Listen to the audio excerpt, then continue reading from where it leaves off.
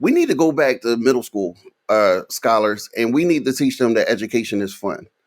We need to teach them that being a teacher one day is actually essential to the greater good of the earth. If you're teaching children about education and you teach them all the fun things about education and the importance of education, then hopefully that will matriculate down as they get older, and that will be passed on from generation to generation. No time, no tools, big expectations.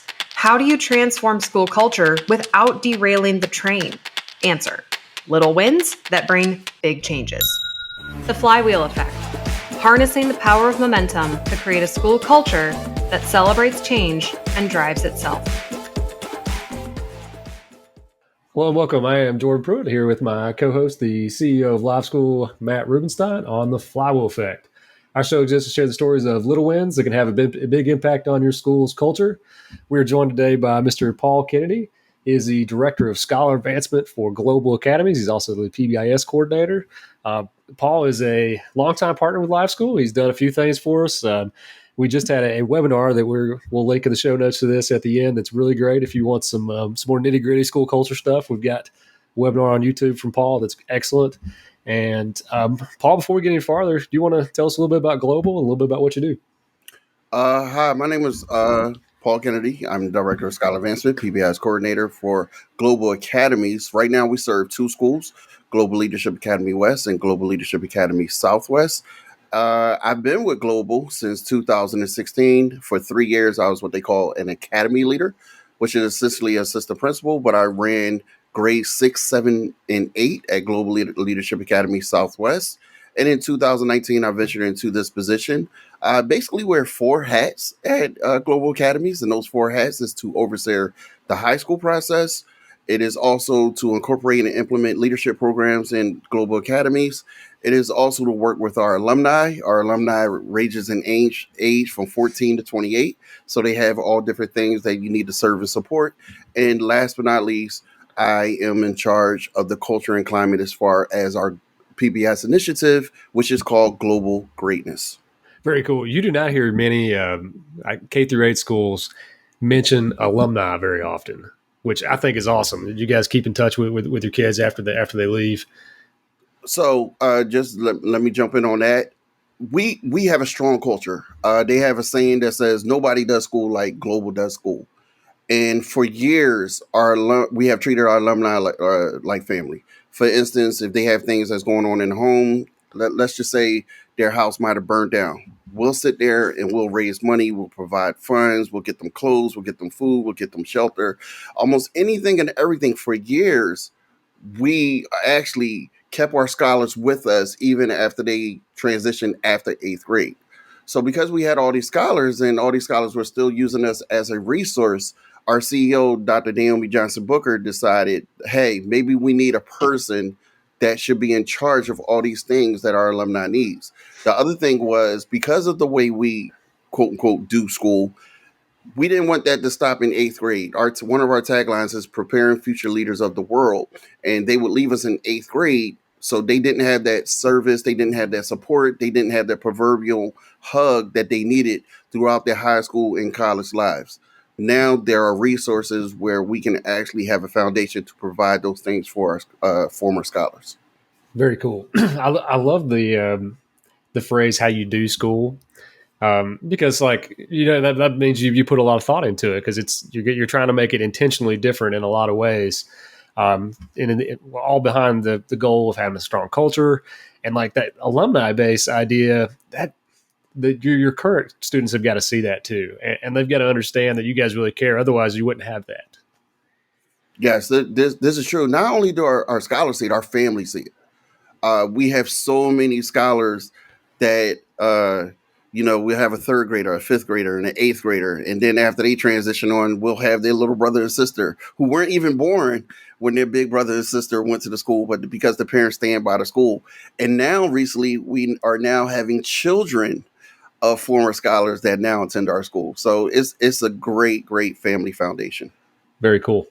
So want to go ahead and jump in. We've got a little bit of background because we've had a previous conversation with webinars, and we've talked a few times. But your career's been dedicated to moving students, motivating students, and serving the whole child. And that's the idea of the whole culture aspect you guys are shooting for. What drew you into the school culture field, and what keeps you there? I got to go back to college. I'm a former high school and college basketball player. I've been involved in sports my whole life, and I was a pre-physical therapy major in college. However, my fraternity needed someone to be on campus, and so when I went to my sponsor, my advisor, she said, "Listen, you're an athlete." She said, "Just do health and physical education. You have all the classes." So I said, okay, I'll just be on campus. I'll be more marketable after I graduate with physical therapy. And I have this education thing over here on the side just in case if I ever need a job. So that was the whole premise of it. So my first day I'm student teaching, a young lady could not do a jumping jack. Literally couldn't do one. So I felt bad. I pulled her to the side and I basically broke down a jumping jack. And long story short, after school, she runs up to me. Mind you, this is my first day teaching, guys. Mr. Kennedy, Mr. Kennedy, Mr. Kennedy. I said, yes. She said, watch this. And she was doing a fluid jumping jack, like in the middle of the hallway. And I said, you know what? This is what I want to do. Because the way it made me feel. See, a lot of people don't realize that teachers, a lot of us, even though it's not good to say, we're actually selfish. We like to feel good too. So a lot of times when we're helping somebody, it's almost like, okay, I'm making my small mark on the world.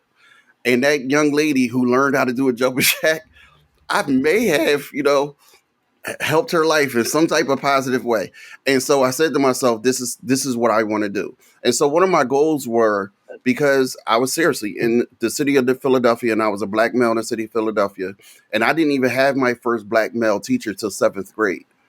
I wanted to be that teacher that I never had. So even my first job, I took a K-4 school on purpose. And a lady said to me, why do you want to work with the babies? I said, the babies don't even know I exist.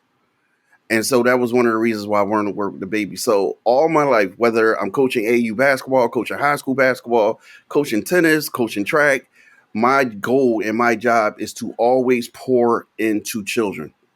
We're all promised that we're going to leave this world one day. And I just really, really wanted to provide a situation where God put me on this earth or whoever put me on this earth.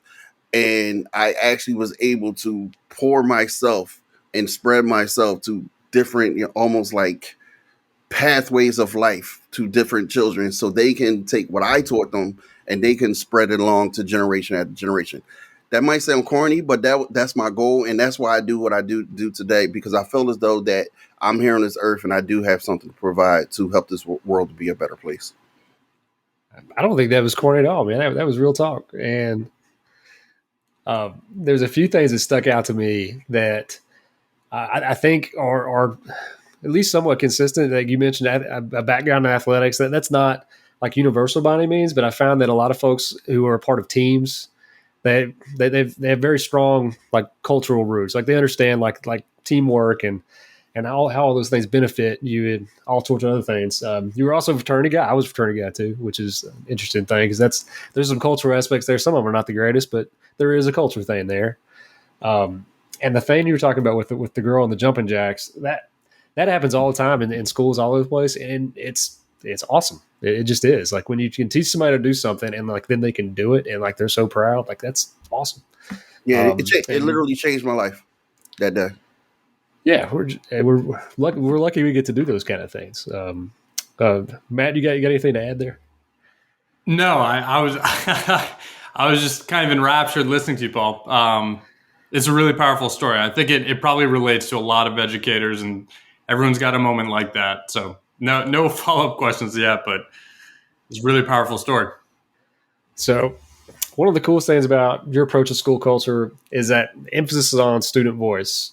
And like when we talked in the webinar, you talked a whole lot about how scholars pretty much they lead, or at least they have their fingerprints on all the initiatives you guys do, which I think is huge. And that's something we see.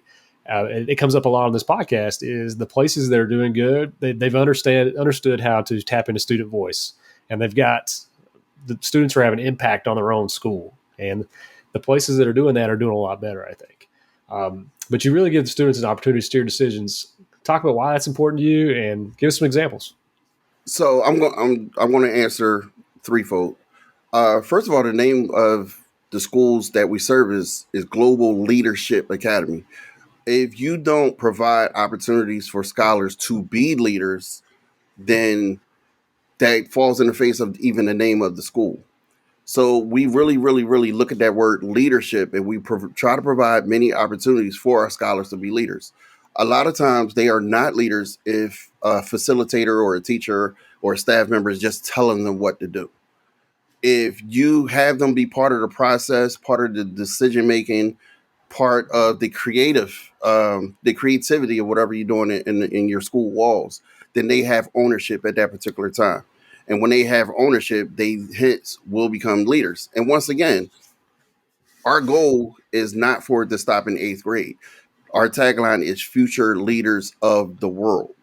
So if we provide leadership opportunities for our scholars, then they will then become leaders in the world to affect change on a global scale later on.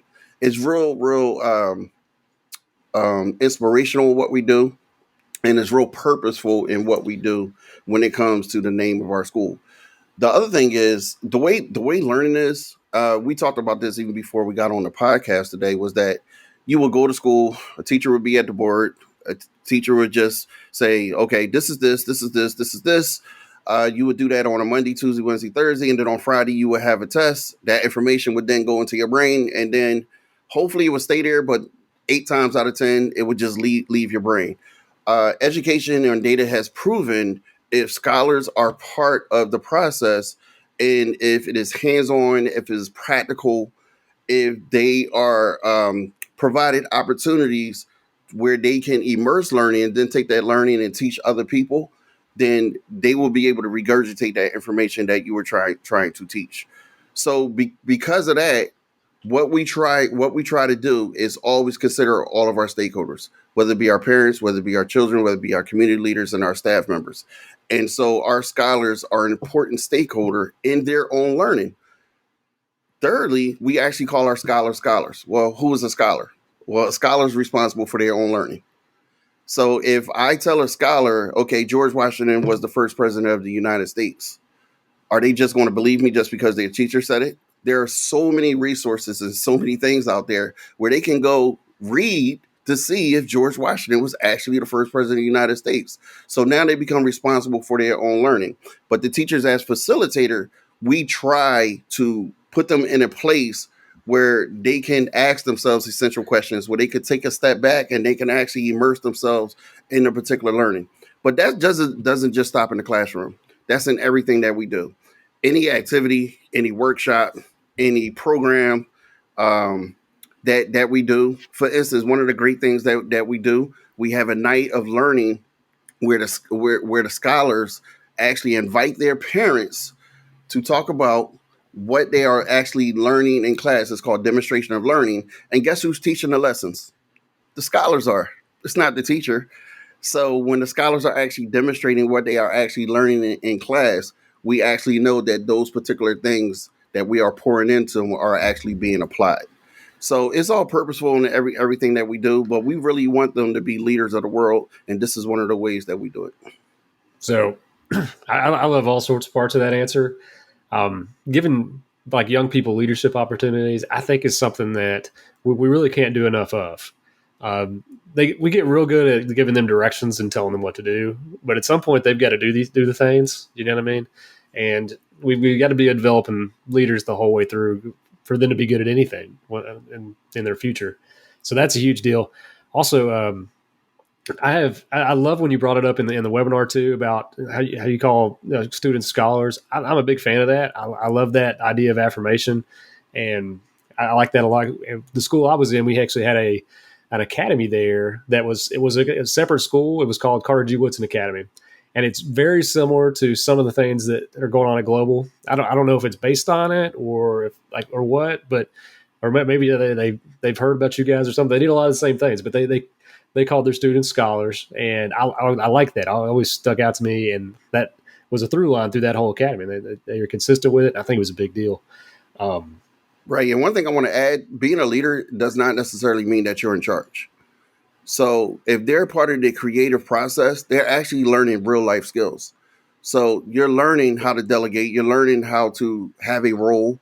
You're learning how to work together with others in a positive manner. So these are all practical skills that they're going to take with them for the rest of their life. Yeah, that the idea of experiential learning or immersive learning or hands-on, I think those things apply to behavior too. Like if you can be a part of that process, you're more likely to understand the whys behind the things, and you're more likely to take ownership in the place you're in. Um, I always throw this question in there because it gives us we talk very macro about like your school and stuff, but I like pulling out to a bigger picture because so we can kind of relate it to everyone, but and everyone always has a different answer for this. What is there one thing in education right now, if you had the ability, what would you fix?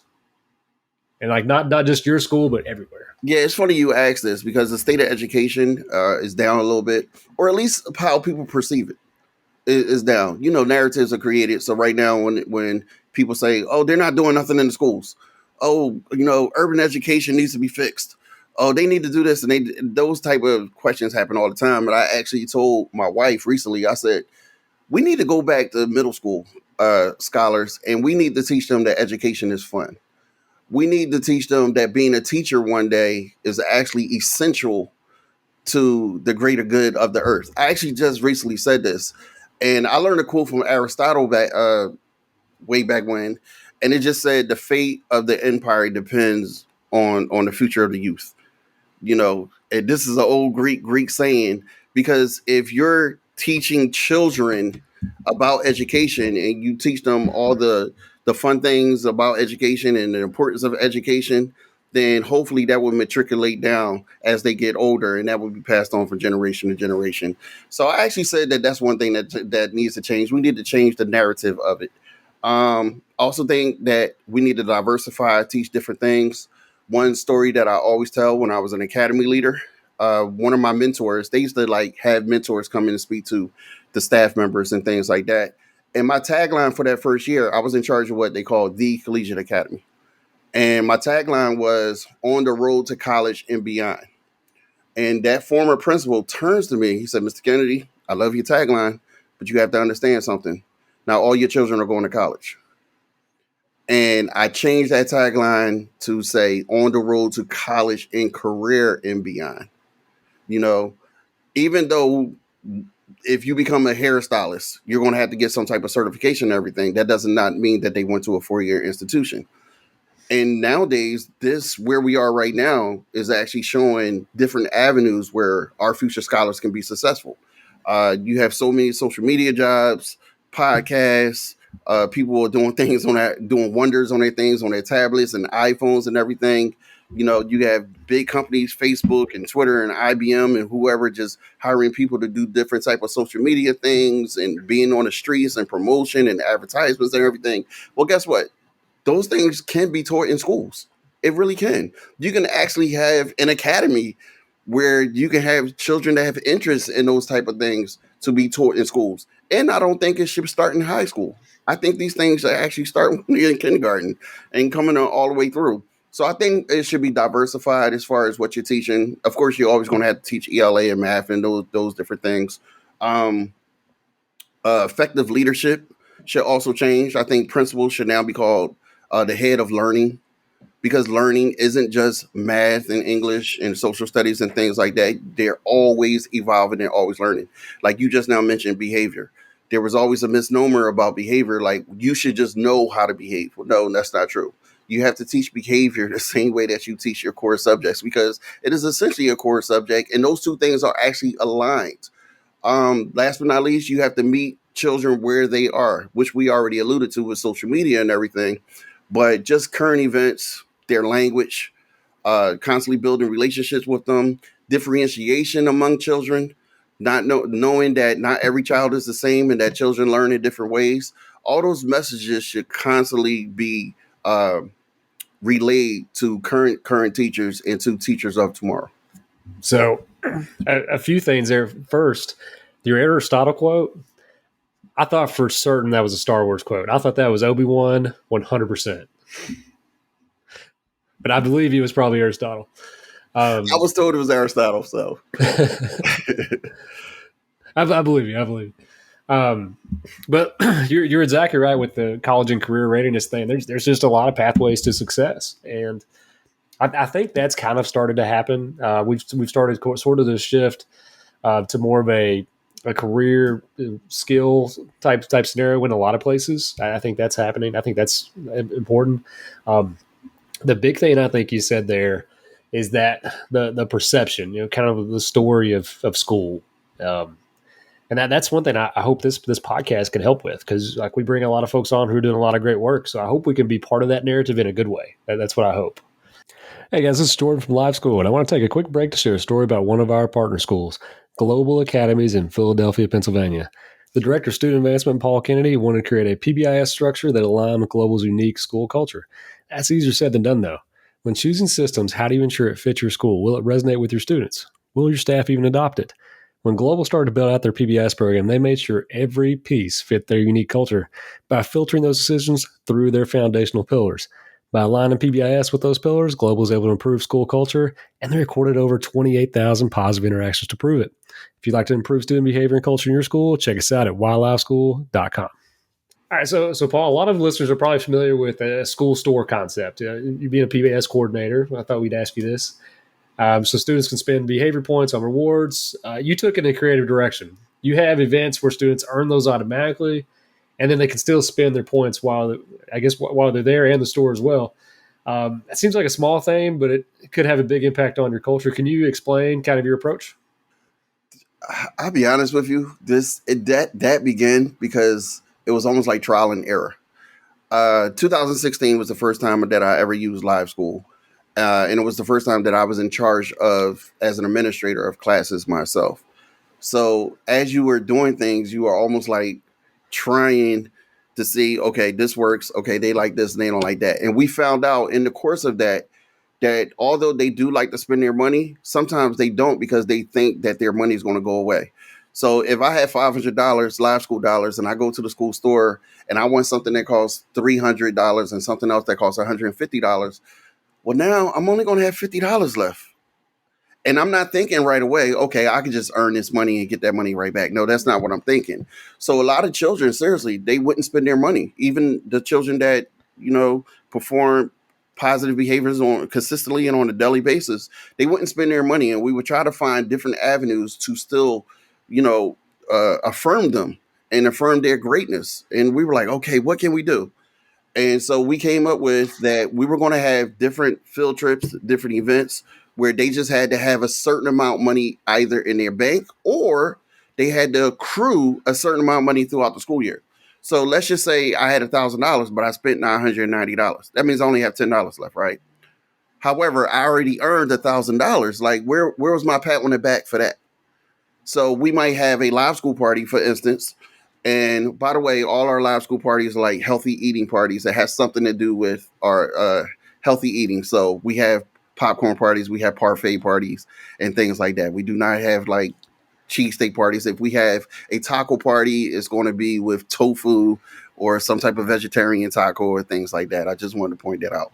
But if we had I'm a big fan of turkey tacos. Yeah, turkey tacos. Yes, that we actually had turkey taco day. So you would sit there and look at the Live School stats and you would say, okay, in order to get invited to this party, you had to accrue at least $500 throughout the school year. So we already put a threshold.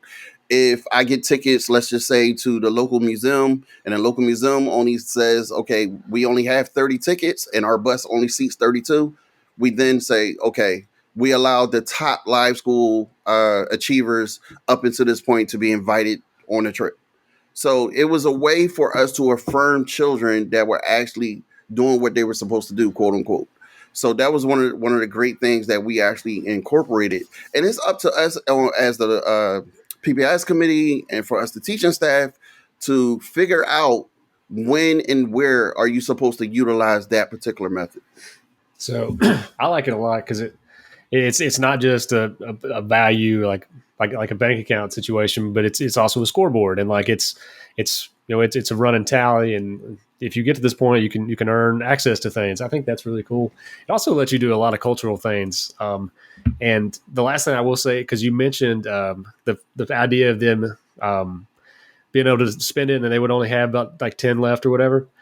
We talked to a guy from I believe it's Missouri or Kansas. His name is Jason Hanniger. He's a principal out there, and he gave them the idea of even investing their live school points. Like and like he had them put it in like fake stocks, and they would grow through the year. That was an option for him. So I think that's cool. Go ahead, Matt. Yeah, just want to jump in, Paul, because you mentioned the parties, and around Live School, we know you as like the school party guy, the guy who loves to throw a school party. But you've also talked before about like the relationships between students and staff. I was wondering if you could just share out a little bit about that, because teachers have different levels of comfort building those authentic relationships with students, and as you've put these parties on, can you just talk a little bit about the impact for teachers who maybe don't have as strong of relationships to have that opportunity to kind of cut loose with students and try to break through? Well, definitely. To the point, Matt, where we even had to, let's just say the party is from 1 p.m. to 3 p.m. We actually had to create a schedule for, okay, these three teachers, you go from 1 to 1:45. These three teachers, you go from 1:45 to 2:30. We actually had to create a schedule for teachers to be able to spend downtime with their scholars. We found out that besides socialization, besides lunchtime, that was just an opportunity for teachers and scholars to let their hair down. Here was the other great thing about what we're talking about. It's a reward. So because it's a reward, it's supposed to be fun. It's supposed to be, you're not Mr. Kennedy right now. You are Mr. Kennedy, but I can be relaxed around you because we're supposed to be having a feel good time right now. So during those opportunities, one time I had a sports fitness live school party, and we were able to play volleyball and basketball with our scholars. We were able to jump rope with our scholars. We were able to tug of war with our scholars and everything, throw a frisbee. And during that time, you're laughing, you're having fun, you're getting to know a different side of your teacher. And because you're getting to know a different side of your teacher, that's actually building a relationship with your teacher. And so what does that do? That does nothing but enhance learning. Because the next day you go, you know what? I like him. He's an okay guy. So now he's trying to teach me 2x plus y. I'm actually listening now because now we have developed that relationship. So that's one thing that those opportunities really provide. And that having some sort of connection or relationship and being able to provide that's a big deal. Like that's easier for some than others. Like one thing I kind of always had in my pocket was I was always a coach too. So like I like they would call you coach. That was a different thing. You know what I mean? So that was a little different connection. You mentioned the basketball volleyball party. What's your favorite celebration you've thrown? That one. That one. You know why? Because a lot of times scholars don't know when you manipulate the points or the criteria and everything like that. But we actually built up live school to a point where we were able to actually make a criteria for 95% of the scholars to actually attend that particular party. And it was at the end of the year. So any type of stress that we had throughout the year, any type of hard times, pitfalls, barriers that we had throughout the year, it all went out the window. And you just got to see everybody relax. You just got to see everybody having a good time. And just being under one union and under one accord together. So that was even my favorite ones. I've had other favorite ones. I used to do this program called Feel Good Fridays. And what it was offering children a different aspect of fun. So it was serving brunch. So instead of serving coffee and tea, you would serve hot cocoa, you would serve tea, you would serve orange juice, but it would be like different little small cakes there. It was donuts and things like that. And on Fridays for first period, they actually had a free period. It was like a homeroom period. So during that particular time, we were able to ask our top live school scholars, we would give them the opportunity to go to Feel Good Fridays. So now they can go in the back and they could just sit down, they could just talk with each other. Sometimes we used to play musical chairs or any type of indoor game. We had board games that were out, card games that were out, and the scholars, and they still had to go to school that day. It was from 8:45 to 9:30, so they still had to go to school that day. But it just allowed them to set the tone. And what was good about that was we did it once a month, but they knew that it was coming up. So they knew, let's just say on December 13th, Feel Good Fridays was going to take place. So that was something that they were actually able to look forward to. And it was just a different tone instead of just being out there and just having fun and doing any type of physical fitness and ever. But it allowed the scholars to actually talk to each other and get to know each other on a different basis. So that was another one of my favorite ones. So I've done some morning celebrations before too, and I always talk about anytime I can like pushback because it's a chance to talk about how you overcome things. And I guarantee somebody on staff said, but they're going to be all worked up before they go to class.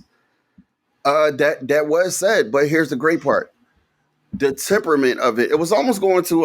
Have you ever been to a social, an I was adult going to say, it social? sounds like almost like a parlor vibe or a social club, like that kind of Yes. thing. So even the music that we would play, we wouldn't play like no strong hip hop or R&B music and ever. We would play like real mellow jazz or adult contemporary music and everything It's a like that. sophisticated event, right? It was. So that definitely was one of my favorite events. And because of the mood and the temperament of the particular event, no, they weren't going back excited and they had to readjust. No, they were already in that frame of mind. It's really cool, Paul, just that you call that out because I think when people think about celebrating kids or rewards, there might just be one picture that comes to mind. I think it's really cool how you've incorporated different tones like that. You know, like kids maybe want to feel VIP or they want to lounge or they want, like, there's different modes they might want to be in. And I really think it goes back to student voice. And, kids are just future adults. We all have similar needs. And it's just really cool how you've diversified those experiences for kids. And appreciate that. And to be honest with you, I got the idea from the children. We send out surveys. We ask them. Even now, in the position I am, I actually support the schools now, and I have people on the ground floor, so to speak, that actually implement these different things. And one of the things, as a committee or as a group, when we're sitting there discussing, we say, "Hey, what should we do?" And one of the first things that we always say, "Let's put out a survey. Let's ask the children what they want."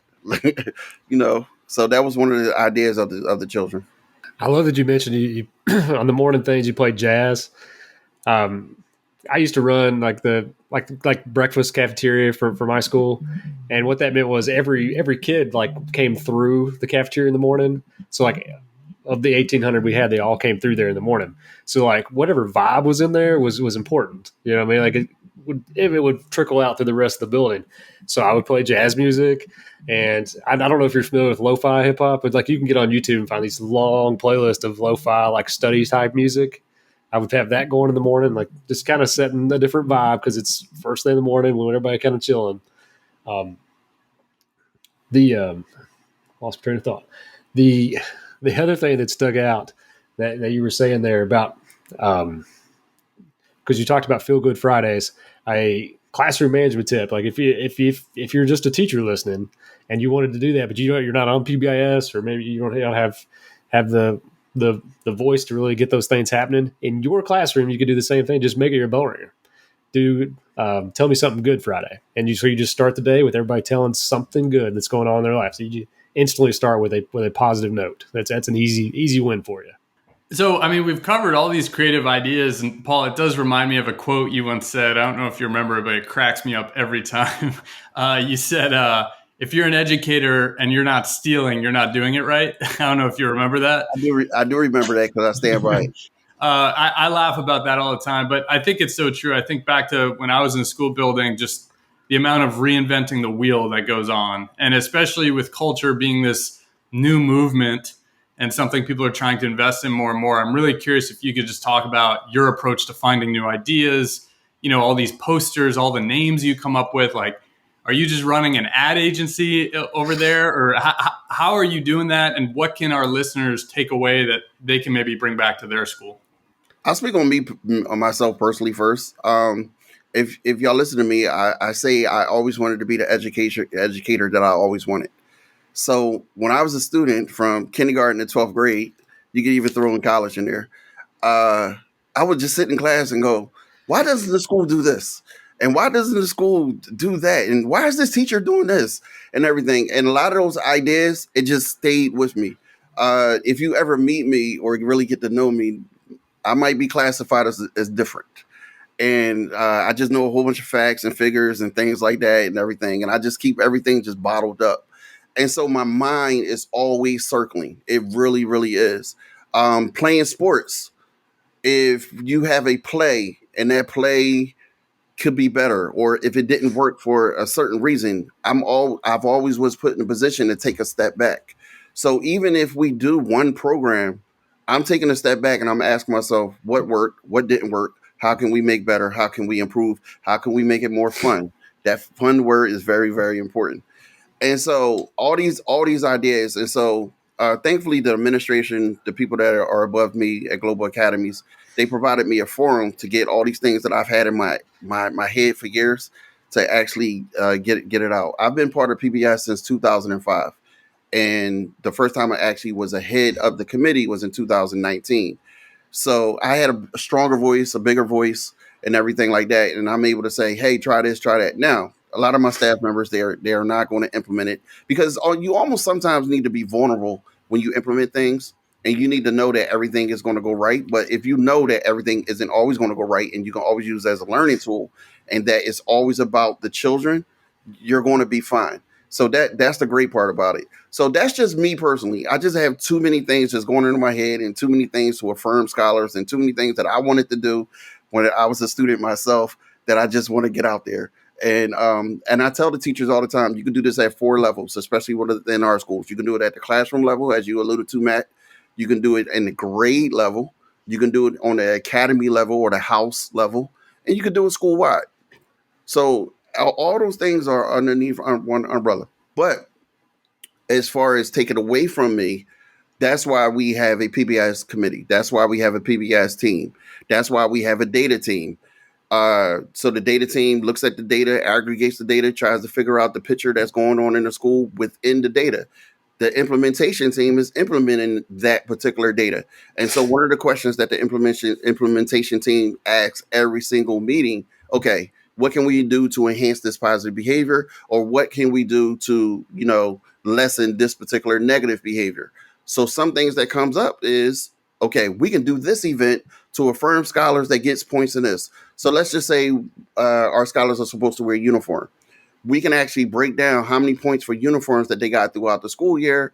And then we can reward and come up with an event for our scholars who have been wearing a uniform to maybe have a dress down day or something like that, or to maybe, be rewarded with a feel good Friday if they were wearing their uniform. But everything is purposeful. We meet twice a month as far as the data team and the implementation team. I'm in constant conversation with the culture and climate teams, especially the director of the culture and climate coordinator. I want to get those titles right.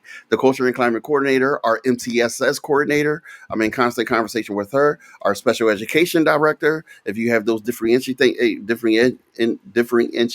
things that are coming up sometimes and everything, I'm in constant conversation with her. So it's all under one accord, all under one team. We even go to the CEO sometimes, say, hey, this is what we want to do in your school. What do you think? Or something like that. So it's constantly, it's consistent. It's throughout the school year that we're doing these things. So, I mean, there's so much there. Probably if you're listening, you should rewind, listen to that again. But a couple of things I want to call out that I just think are really cool. It almost sounds like you have an experimental mindset, and the variable is fun and engagement, and you're testing things and you're tweaking and you're seeing, okay, this didn't work.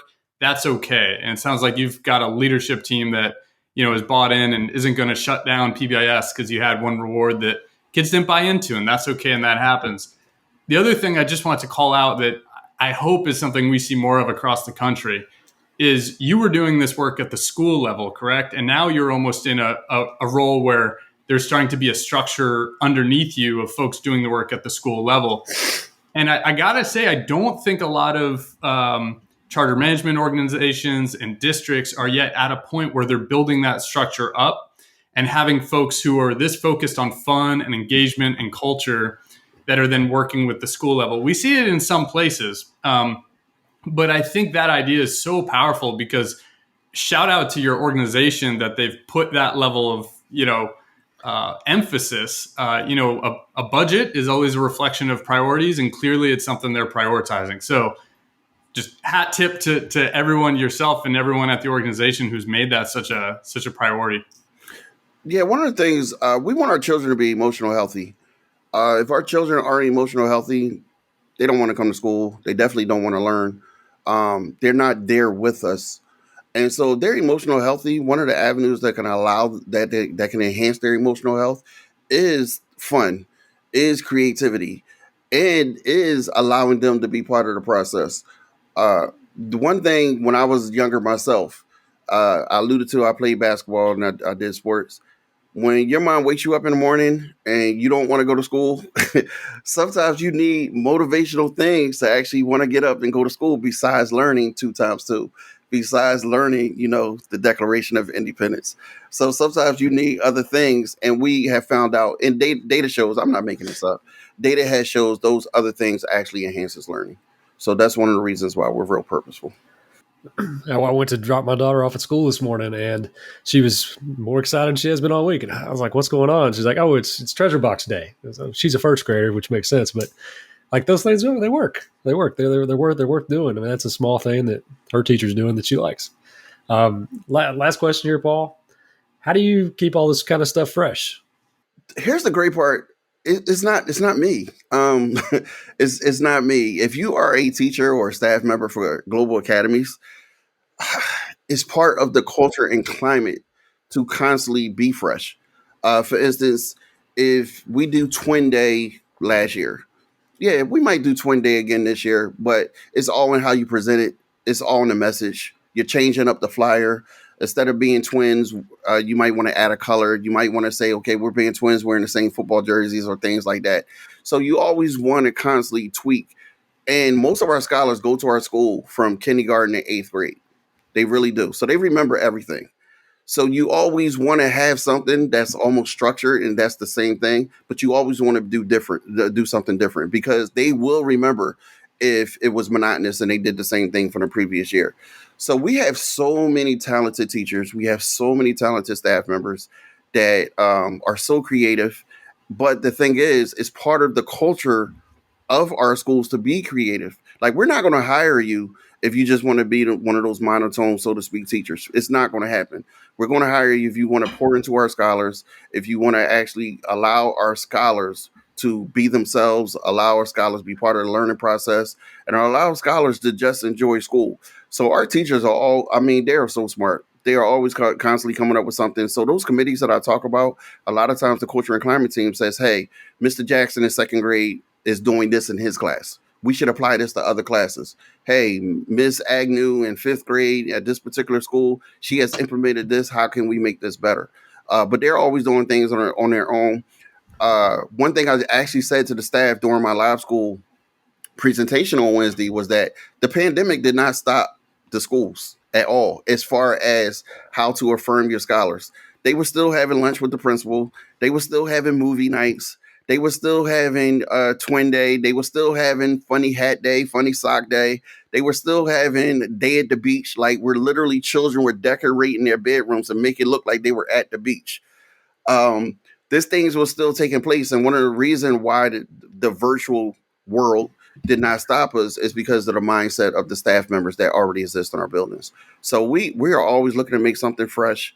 And here's last but not least, if something's working, we're not getting rid of it.